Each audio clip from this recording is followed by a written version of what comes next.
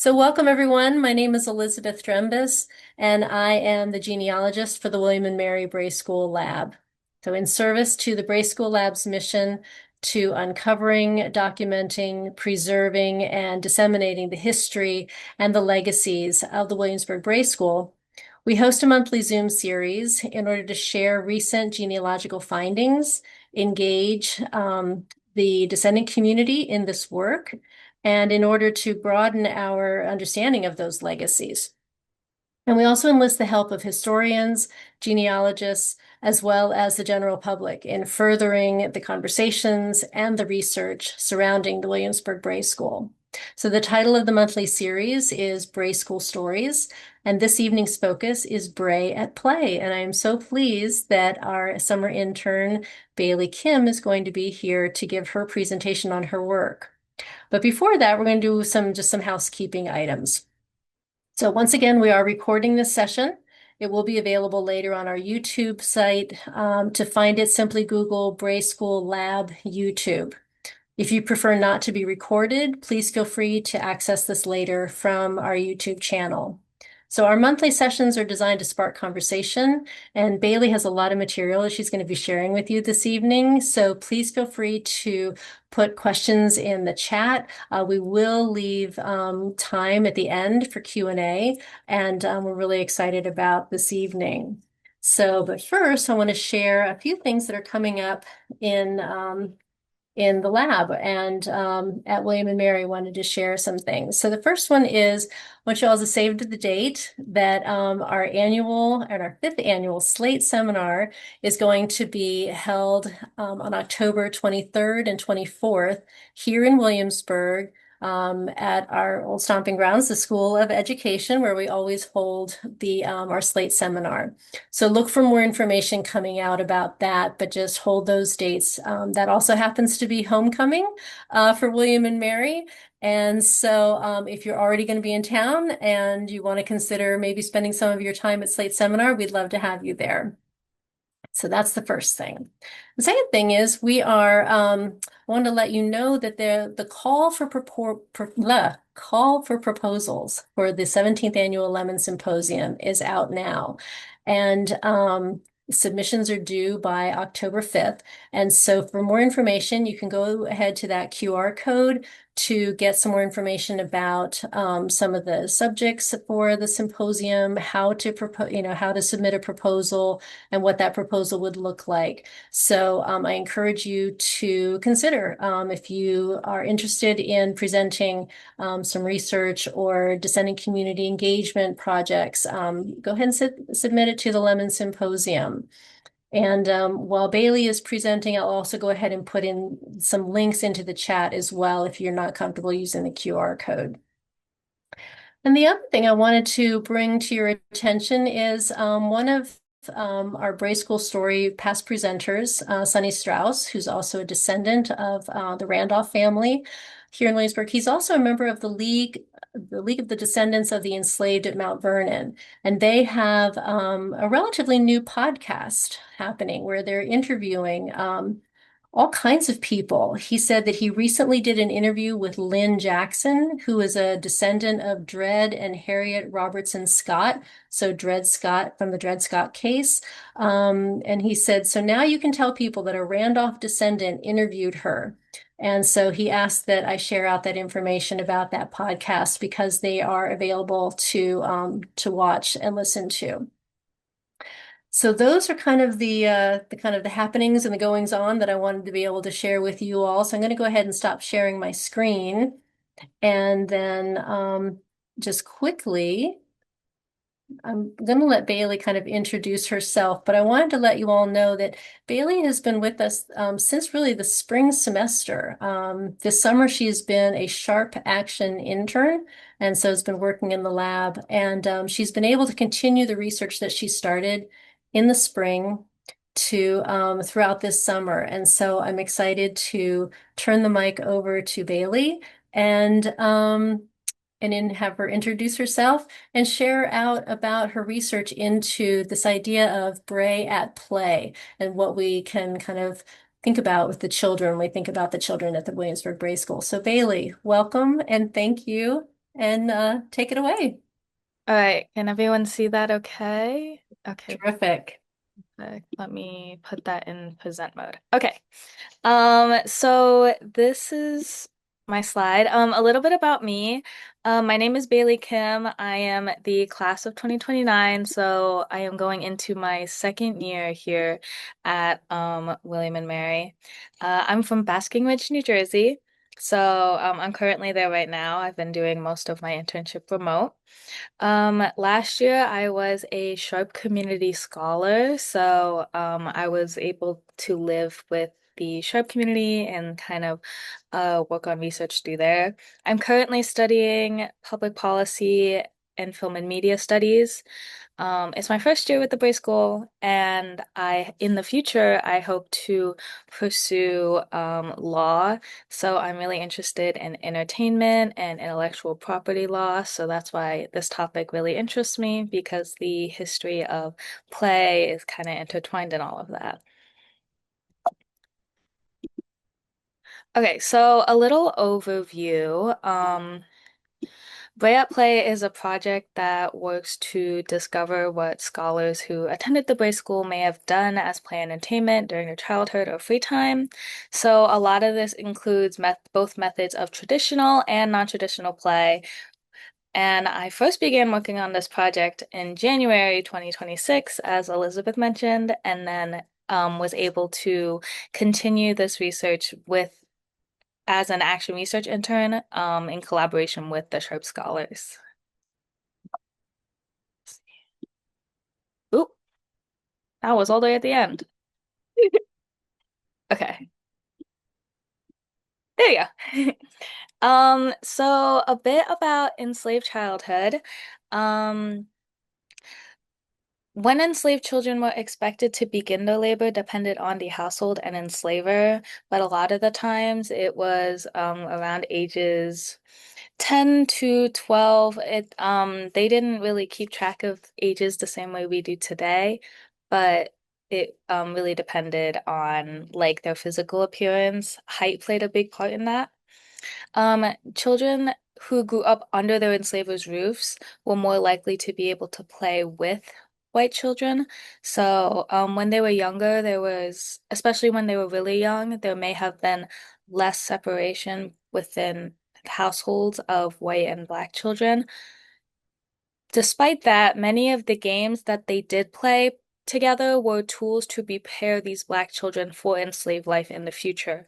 So while they were playing together, there was definitely a power dynamic established. So at the Bray School, as many of you know, boys were taught to read and girls were taught to sew and knit and mark. Children developed these skills and could likely transfer a lot of them to their ways of play and expression. So because they were taught to read and because they were taught to sew, they could have used these skills to create their own games or make stuff out of materials they already have, or even do the things they learned in school as play during their free time. Most of the children learned the church's creed and prayer, and some attended church services at Bruton Parish. And the learning of Christianity definitely affected the types of play and lessons learned in the Bray School and out. Um, these enslaved children related to a lot of certain teachings in the Bible, and reading and writing became an opportunity for expression and freedom in their own way. So a lot of these games that they would play did reflect the certain ideals and things they were learning through it in the Bray School and as they were learning Christianity. Let's see. Okay. So, this is overall colonial era play and childhood. There were certain types of games and leisure that children during the colonial era did. Girls, a lot of the time, their play consisted of using everyday tasks as games. So, cooking, baking, doing laundry. They may turn these games into little competitions or use them as a way to help express themselves and make their everyday tasks a little more fun. Boys help the adults plow and plant crops, chop firewood, learn to use hand tools to make things out of wood. These boys definitely had, well, they had the same type of labor. They had to do labor, but it was a different kind of labor, definitely more physical. So a lot of what they did may have been similar in the way where they use these everyday tasks to make games, but just maybe it might have been a more physical or kind of rough and tumble kind of game. Um, Young children, when they were really young, I'm talking like younger than like 5, they could not do a whole lot, because these children are just like, we've met these young children. So a lot of the times they did the very, very simple tasks like feeding livestock or dipping candles or harvesting vegetables. And even then, these everyday tasks could have been proposed to these children as something fun to do or as games to get them to do it because they don't really understand the concept of labor during this time. Um, Despite these tasks, they still also had a certain amount of free time. So these natural materials that they gathered during their everyday tasks could have also been used to make games that we traditionally acknowledge today. So, like apples may have been used for dolls, or corn cobs may have been used as like building blocks. And these kind of games were essential then and now for kind of development. So, and back then, colonial Williamsburg was considered an urban area, and with the growth of these urban areas and population came the rise of more popular culture and entertainment. This kind of culture and entertainment didn't really exist during in the rural areas because mostly it was just like farm work and like work, work, work. But with urban areas, and the rise of different professions with that, there definitely became more time for leisure. So, as adults, men spent a lot of time in taverns. They did, as men do today, they caught up on news. This is how a lot of them got involved in politics and the political scene in Williamsburg. And I was able to see that through a lot of the individual households I researched. Women also created social spaces for themselves. So they quilted and sewed, and church was definitely a large social scene for them. So um, I'm pointing this out only because children may have followed the adults to these certain events and activities, or the enslaved children were serving the adults during these leisure activities and may have been able to learn from them. Due to this rise in popular culture and entertainment, demand grew as children's toys became available for purchase. So before children's toys was really homemade, they made it themselves with their own materials. But as urban areas grew, there definitely became more of an opportunity to purchase these children's toys. And also with that, also rose came the rise of theater and music performances. There was a lot more theater and music performances taking place within this time period as this kind of popular culture developed. Okay, so I'm going to be looking at 4 different households. Ooh, I forgot to do that. Don't, never mind the bottom part of that. But I'm going to be looking at 4 different households. Um, the children at William and Mary, at the Thomas Everett household, the James Anderson household, and the Charlton household. So, these were the children at William and Mary, Adam, Fanny, and Charlotte. Adam and Fanny resided within the Wren building, and Charlotte resided within the president's house. A little overview on Adam. His exact age is unknown, but he was likely 6 or 7 during when he attended the Bray School. He attended in 1769, and from my research, likely still remained enslaved by William and Mary in 1780. So that means he grew up with the living in the school and kind of that environment was his place of development. Fanny as well, her exact age is unknown, but she was likely 3. It's put on record that she was born in 1766, and she attended the school in 1769. By 1780, she was not listed as enslaved under the college, so she was likely traded or sold. Charlotte, a little bit about her. She was likely 7 years old. She was enslaved by Reverend James Horrocks. So, something about him is that he had a big belief in educating the slaves on Christianity and kind of was a big supporter of the Bray School and its agenda. So it was likely that his sending of Charlotte to the Bray School, he may have also been heavily involved in Adam and Fanny's attendance as well. So she also attended in 1769, and she may have still been listed as enslaved under the college. It could have been a different person. So a little bit about the play. All of the children enslaved under William and Mary likely began their work shortly after waking up. They likely did turn everyday chores into small competitions. And Charlotte may have even helped Adam and Fanny with reading. So this could have been reading outside approved academic texts or different stories as forms of expression. A lot of these enslaved people under the college were sold during the American Revolution, so a lot of them through adulthood may have been lost, but during their time at William and Mary, they definitely had opportunities to express themselves with these certain everyday tasks as well as um, learning how to read. So a little bit about the Thomas Everett House.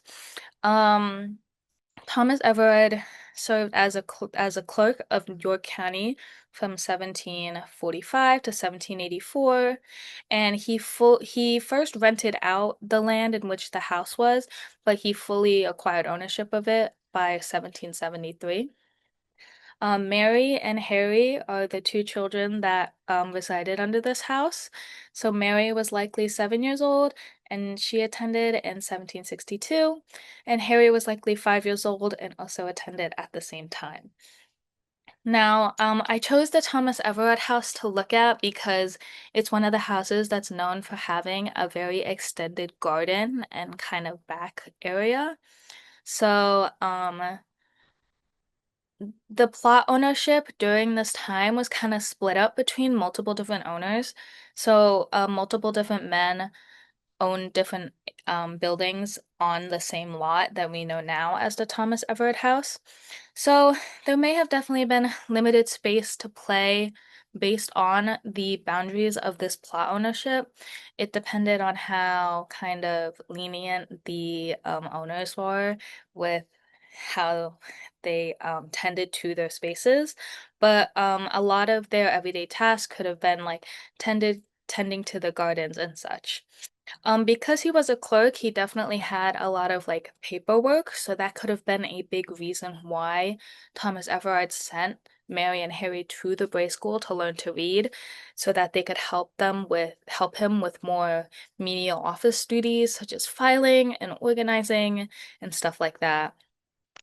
Um, they definitely may have used objects in the gardens to make their own toys and games, which the gardens open up a very big space to be able to use raw materials.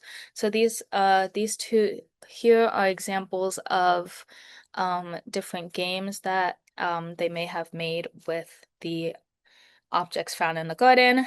So like the button and cup and like the buzz saw is kind of like a whirligig where like you spin it around and around. So the James Anderson house is definitely a really interesting house to me. During the time period in which these children attended the Bray School, it operated as Christiana's Campbell's Tavern at the time. So it was a big social scene and there was a lot of people going in and out, which definitely affected the way these children experienced childhood. So it was known as like the center of Williamsburg's social life. There was a lot of eating and drinking and gathering and like adults even playing games. It regularly accompanied founding fathers and was kind of a very big meeting place for them. And it was also a decently large building. It consisted of like 8 rooms, 3 hallways, 2 porches, and a bar. So there was a lot of space within this household. A little bit about Christiana Campbell. She operated this tavern from 1760 to 1769. She opened the tavern after her husband died in 1752. So kind of that time was that she arrived in Williamsburg versus she opened the tavern may have been a little lost. But she heavily depended on enslaved people to tend to the customers and work in the tavern. Um, a little bit about the children in within the James Anderson house. London hit their age was listed as 7, but they were likely more around 9. Um, their baptism in 1753 is the earliest known evidence of Christiana Campbell in Williamsburg, and they attended the Bray School in 1762. A little bit about Aggie and Schroesfire. They were both 6 years old, and but they attended during different years.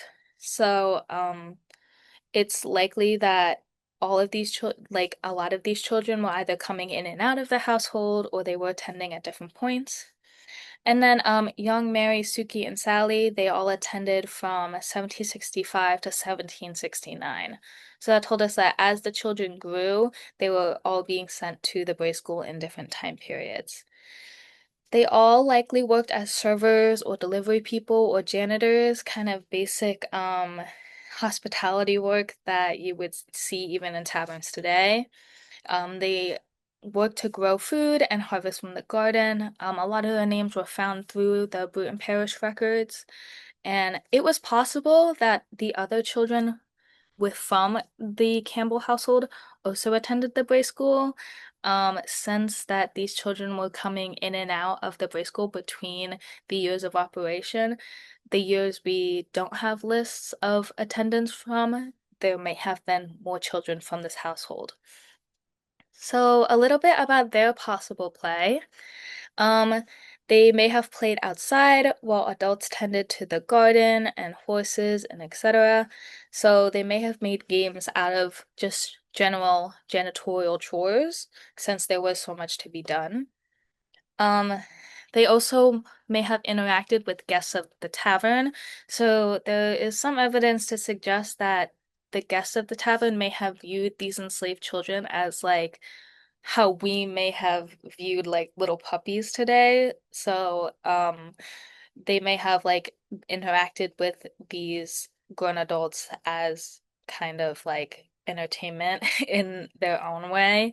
They probably helped each other learn to read as there was so many attending the Bray School and coming in and out. And with how large the tavern is, there was bound to be some empty or unoccupied rooms in which the children may have played in. So the last house I wanted to look at today was the Charlton House. The Charlton was properly purchased in 1772. Um, it was owned by Edward Charlton, and he was married to Jane Charlton, who also likely operated her millinery business out of this residence.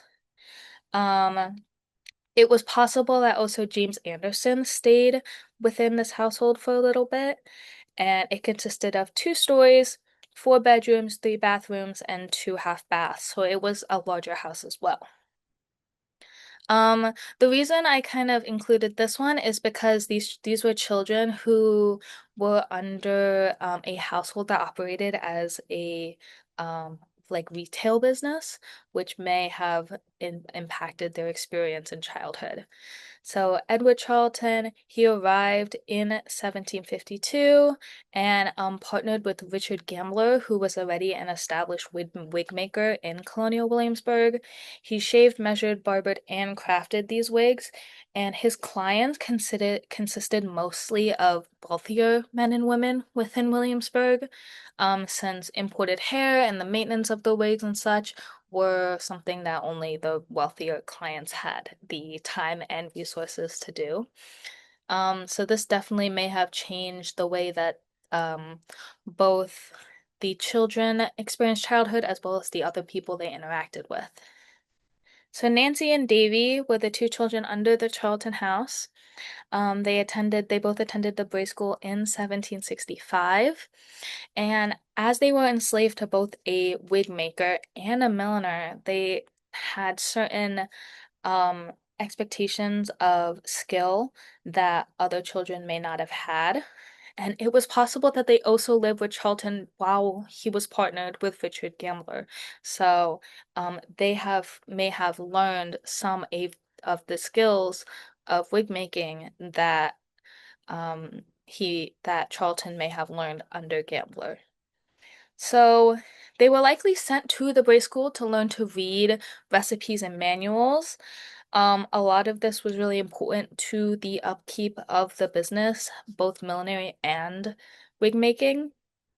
And they likely trained in kind of apprentice-like skills. So they may have learned to prep the wigs or maintain them and prep things for Jane's business as well. They had a lot more materials to play with all of the open materials that will likely existed within the household. So like needles, threads, buttons, clothing, hair, etc. These could have all been used to make dolls, jewelry, their own games. And because they learned to read to help within the household, it was also likely that they may have read for leisure. So these children definitely experienced a different childhood than a lot of the others because they were most likely trained in a more apprentice-like way. So in conclusion, in the future, I'm going to be putting together a story map that I will hopefully publish that details each house I researched and their potential play habits. I hope for it to be kind of interactive and educational thing that kind of helps spread the word on enslaved childhood and their play. And in the future, I do hope to do more research on play and entertainment and leisure. Um, I really enjoyed this topic and learning about the Bray School. As an out-of-state student, I came into college not knowing much about Virginia or its history at all. So being able to learn everything about the Bray School in colonial Williamsburg for the first time has been a really awesome experience. And that is all I had for today. Thank you, Bailey. Thank you so much for all of the research you've been doing. And I want to just be able to share a little bit kind of behind the scenes look at what Bailey's been doing. Each week she has set herself with a number, with a household each day, so that she could get through each of the households over her 10-week internship. And so there's some she's been in touch with people at Colonial Williamsburg to get some insight, particularly with Hope Wright. She's been in conversation with Nicole Brown to, really add, what do we know about the students? What do we know about the children? What would this have looked like in colonial life? So I appreciate all the research as well as the resources and the broad kind of number of resources that Bailey's been looking at this summer for sure.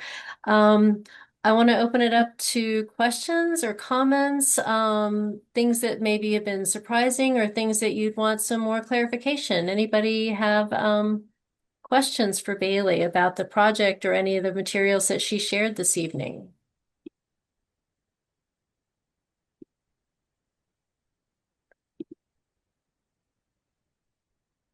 I didn't see anything in the chat, so as far as questions go. So anybody want to take a first? I got a question. Excellent.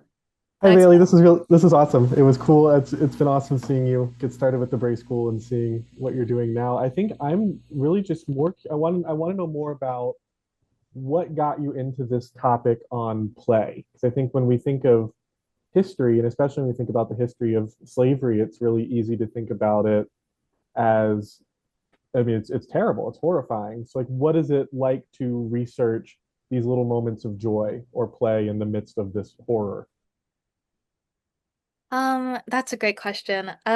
Something that's always interested me is how people spend their free time. Something I've always done is interacted with a lot of media. I've always loved to read. I've always loved to watch movies. I've always loved to play games and do that kind of stuff. And as I learned more about history and one of my classes last semester was on children's history and the history of childhood.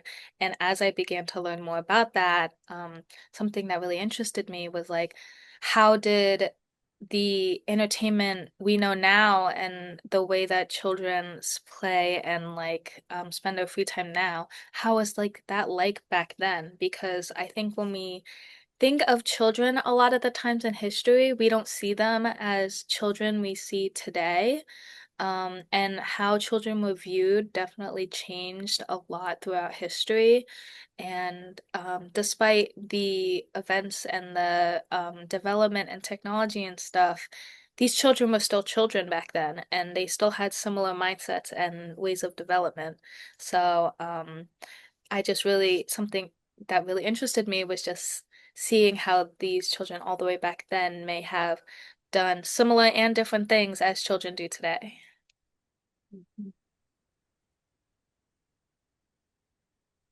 I think one thing that struck me was, we don't think about, it was hard for me to kind of hear enslaved children and leisure time. You just don't think, I don't think in those terms that, but there must have been, and even Hope, relayed that, there was, downtime. There were times when they had time to themselves. It may not look and feel like what we have now, but, they would have had time. And I think it was, enlightening to kind of think about, just even if it's moments, it's not going to be hours on end, or it's not going to be a whole weekend or something like that, like you just mentioned, that it's not something that we have now. But when we think about, when you were talking about how to make chores into games or into competitions, it completely reminded me of when I was telling my children, okay, we got to clean up.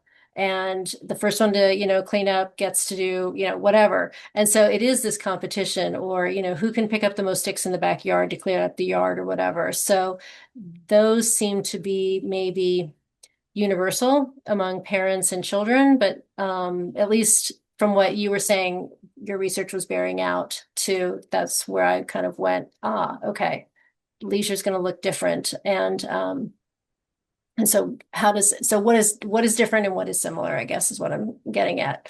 Um, Keaton just wrote in the chat, she said, great presentation. She goes, I think it's also interesting to see how play is critical for children in developing agency and adapting to their environments, even in the past. So do you want to comment on that, Bailey? Yeah, definitely. There was definitely less of a separation between leisure and work as there is today. I think today we try to place a big separation on like what's free time and what's work time. Back then, kind of everything was almost work, so weaving leisure into that was a big part of that. And you kind of know children no matter what you do. Like sometimes with children, it's hard to get them to do anything. So, making that into play may have definitely been an easier way to kind of force them to do labor in the household. Um, in collaboration with the Bray School, it definitely helped in developing agency. Play in itself is a form of expression. People develop personalities and they develop their own kind of way of viewing the world and stuff like that through play in games. You can think about like when people played like hide and seek, like the places they hid definitely t told a little bit about their character and their personality as people. Um, so it was definitely them learning to read in that kind of way and also learning different values kind of helped develop their own individualism and personality in ways that white enslavers may have not accounted for.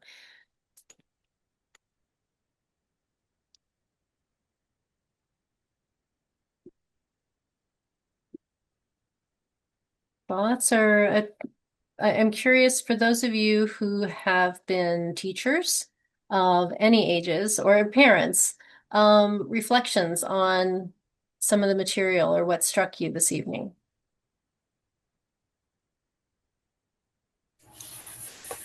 Hi, Bailey. This is Tanya. I wanted to go back to something Elizabeth brought out, and I'm sorry, Elizabeth, not to not answer your question about bringing Okay. teachers in, but I did want to ask her if her research stumbled upon the use of songs, because we know that that is a way that our culture um, transmitted information, history, and if any of her research turned up the use of song and how that was taught to the children. I think another interpreter, historic interpreter from Colonial Williamsburg, is on here. Pat is on here. I know, I remember learning that when I was at CW. So I just wondered if any of her research uh, was informed by any of that, or if she found that songs were a method of play for these children, or and if not, that could be a direction that her research could go in how songs would inform play for these children. Yeah, that's a really good question. Song and music has definitely been woven into a lot of what I researched. A lot of the kind of craft that children did with everyday materials may have been used to create instruments and ways of music. A lot of music has is hard to document, so some of it definitely is like hard to uh record and kind of uh just put down on paper. But from what we've heard and how generations and cultures have passed down music and song, and the evidence we may have had of certain instruments and different kind of even like tapping on things and stuff like that could Mhm. have been used to as a way of expression for these children. And when I was reading up on some of colonial games and stuff, there definitely were evidence of white children saying nursery rhymes and kind of stuff that even preserves today, like Ring Around the Rosie and all that kind of stuff. So it's really very possible that enslaved children may copied a lot or reinvented a lot or took inspiration from the white children and the way that they used the song as expression as well. And just to piggyback on that, I would also say that they could be inventing their own, or also what their parents and their grandparents are teaching them in the households as well. Just especially just work songs and things that they're hearing, moms or fathers, doing. They could also be mimicking, so it's not just taking from the white children as well that they're exposed Yes. to. Yeah, so. Pat, did you want to add anything more to that? We'd love to hear your wisdom. Hi. Can you hear me? Yes. Okay, great. To go along with what Tanya said, we use a lot of that explaining that the African community, the enslaved community, transmitting storytelling through song. So what they did was relate a lot of the history that they knew from Africa so that those children would carry on some of that traditional knowledge of where they came from. So song is kind of a play way to teach history. Hmm. I love that. That's awesome. Yeah. Yeah. And that goes to that old oral tradition as well. Yes. Hmm. Yeah. We do. go ahead, Bailey, and then I've got one comment in the chat. So go ahead. I know I was gonna kind of weave that into the comment in the Oh, chat okay. Okay. about the curriculum in the Bray School and structured play and role playing and stuff like that. Um, when it's hard, there was a lot of children within the Bray School, and you have a lot of children in that such little space. It's hard to keep them all occupied or all like in line or whatever, because just like children are gonna be children no matter what. So there could have been times, and I talked a little bit about this with Nicole and Hope when I talked to them, that there could have been times where and Wager may have let them use their own ways of storytelling and songs and play to kind of keep themselves occupied while she instructed other children and kind of went around and taught everyone. So within the Bray School curriculum, there probably was times of play and leisure, not in the same sense of like leisure as rest, but as leisure as just like keeping the children busy as they learned because the children are energetic. Mhm. Can I interrupt again? Mhm. Because the Bray School, we have interpreters there. We have African American interpreters there. Kat Getward is an excellent person. If you have time to go over there, she knows more stories that would have been learning stories for the children because she does interact. She does do lessons over at the Bray School with guests, telling them what the children would be doing in the Bray School and how they would be going about their day at the Bray School. So she is an excellent person. If you want to feed some of that, she'd be happy to share with you.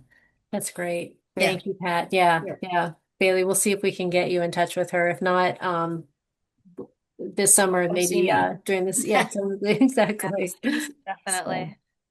And I wanted to be just kind of clear for Nan, a lot of, so there's nothing specific written in the correspondence regarding in the curriculum for the Bray School, but a lot of this material we are having to pull together from a variety of sources from that same time period and try to, um, say, okay, this is what was happening here in Williamsburg at this time. This is the way it could have looked like at the Bray School, based on things that were happening in other locations in town or what we know of colonial childhood. But as far as where in the records from Robert Carter Nicholas to the Associates in London, we don't really get a lot of hard information on that. Is that correct, Bailey? Do you think? Yeah, a Yeah. lot of it is just kind of synthesizing things we may now have known about enslaved and colonial childhood and what we know now about the Bray School. So then that goes to Daniel's question is, were Bray School attendees taught specific games for the purpose of getting them ready to play with the children of those who enslaved them? I've not read anything like that. We know that there are marbles that were found at the archaeological site. We tend to think of marbles as toys nowadays. For those of you who have been classroom teachers, I'm sure you can imagine, manipulatives in classroom for either counting or I think it was simple arithmetic use. But we have no evidence about attendees being taught specific games that I've come across. Bailey, is that the same for what you've read as well? Yeah, there definitely wasn't anything specific. The best I can kind of hypothesize was the use of like role play. While the children may have not been consciously aware of it, there's records from those who were enslaved that says that they can recollect when they first realized like, oh, I am an enslaved person, and that was around age like 7 or 8. So leading up to then, while they may not have consciously realized it, there could have already been a pre-established power dynamic. So like when kids play with like tea sets, it may have already been like the enslaved children serving the white children, even if they weren't consciously aware that that was a power dynamic that they were learning and creating. Right. And one of the things that we know from the records is, we know they were taught reading. We know they were taught spelling. We know that the girls were taught sewing and knitting. We know that they were also taught Anglican creeds and prayers. And then there's also comportment, how you carry yourself in society. And knowing, of course, that society at that time, particularly with the church, was extremely hierarchical. So you're learning, as Bailey's mentioning, you're learning how to carry yourself in society based on where maybe your status was. And that was very much in the curriculum of the Bray Associates, is this acceptance of your place in this hierarchical society. So, oh, and Maureen says, oh, thanks, Maureen. Thank you, Bailey. We have been waiting for the right student to move the Bray Play research idea forward. Clearly, you were meant to work with the lab. Thank you also to Jeanette Weaver for her great essay in the Williamsburg Bray School book in 2024 that raises questions about play and connects her childhood experiences to those of the Bray School scholars. So, Bailey, if you haven't already looked at Miss Weaver's essay, definitely want to add that to your list. And thank you, Maureen, for bringing that forward. Yes, I have. I Okay. believe that she gave it to me. It was one of the first things I read when looking into this topic, and it was honestly a really good starting point for me to kind of like get an understanding of the topic and kind of personal experience with that. So it was really great. Terrific, terrific. So, anyone else, comments or questions, reflections on things that you've heard this evening? This is John Millar, and I would just like to venture a comment. There was one enslaved child in the Anderson house whose name began with S, and it was pretty much unpronounceable. I think it's just a misspelling of the English county name Shropshire, Mm. which is Mhm. on the Welsh border.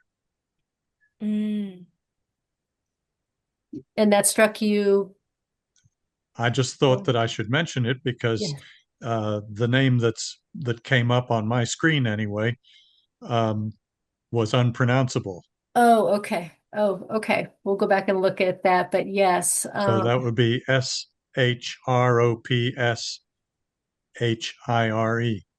okay. Shropshire. Sure. And we know that some of those naming patterns from these English and Scottish uh, families were naming some of the enslaved people after places like London. We have a London in the Bray School list, Shropshire, of course. I've also seen Norfolk as a name, primary name. So those names from those places in England and Scotland were certainly making their way over here, not just for geography naming patterns, but also people naming patterns.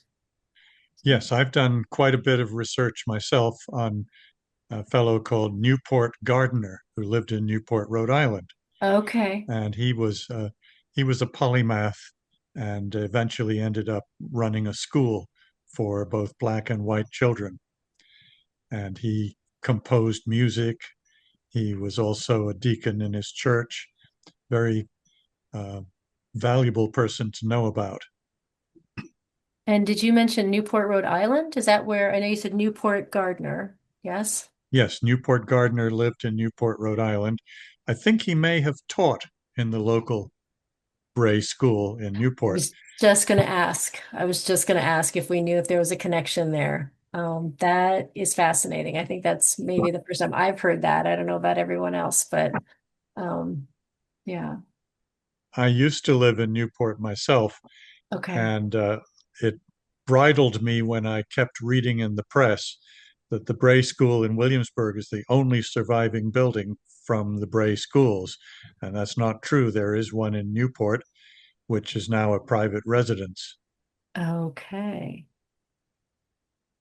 And I have, so last summer around this time, our summer intern Tyler Lewis was doing some research for us in the Bray School in the lab. And I know his interest is now extending into the Newport, Rhode Island Bray School. So perhaps I could put him in touch with you, Mr. Miller. That would be delightful. Okay. I appreciate that. Thank you so much. Mhm. Yeah, that was something really interesting that I remember that I also kind of noticed with my research that a lot of the times I think it was like a couple different houses, the Bray School Scholar was actually named after the place that their enslaver was originally from. So that was really interesting to see. Yeah. Hi, Bailey. Thank you for so much for the presentation. I learned a lot.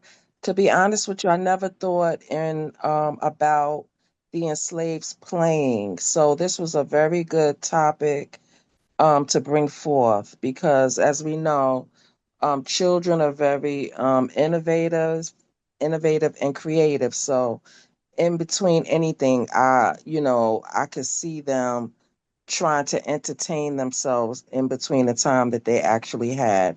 So it was good to hear of, through your research what they may have done, on the side when they had time to entertain themselves in a joyful manner. Mm. Thanks, Chantel. I appreciate those comments. I'm glad you brought that forward. Yeah. Thank you Thank you. so And thank you for much. being here. No problem. Thank you. Sure.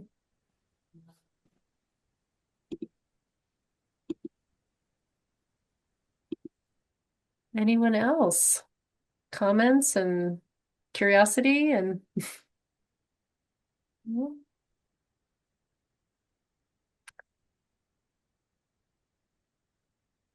well, if there's nothing more, I'm going to kind of say kind of talk us or thank us out of this evening. So first of all, thank you to Bailey very much for a great presentation. And thank you all for being here. What a good conversation. This has been really gratifying to see how the students embrace a topic that they're interested in and be able to come into the lab and find a project. And we are also extremely grateful for our partnership with the Sharpe Community Scholars Program. Thank you, Maxwell, for being here. And I want to thank all of you for being here, for helping with ideas for Bailey's research, for bringing forward ideas that maybe hadn't been considered and desperately need to be considered. So thank you for your generosity of not only your time, but also your wisdom and your advice and suggestions. And we're excited to have you be a part of this, be a part of Bray School Stories and be a part of this emerging research. And I should say next month we will have another Bray School Stories session, Monday, the 31st of August. We will be inviting back one of our Bray School Lab students, Elle Kim, who is working with the Library of Virginia this now on the Virginia Untold program. And we'll also have Lydia Neuroth as the program manager for Virginia Untold. They're going to be joining me on Bray School Stories, and we're going to be looking at some records that are vital to this type of research, certainly records that have helped with the Bray School research, as well as just family history, particularly for African American family historians.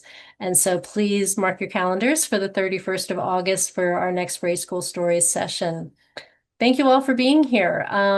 I appreciate you all being here. You could be anywhere on a summer evening and you chose to spend some time with us. And I don't take that lightly. I really appreciate you being here.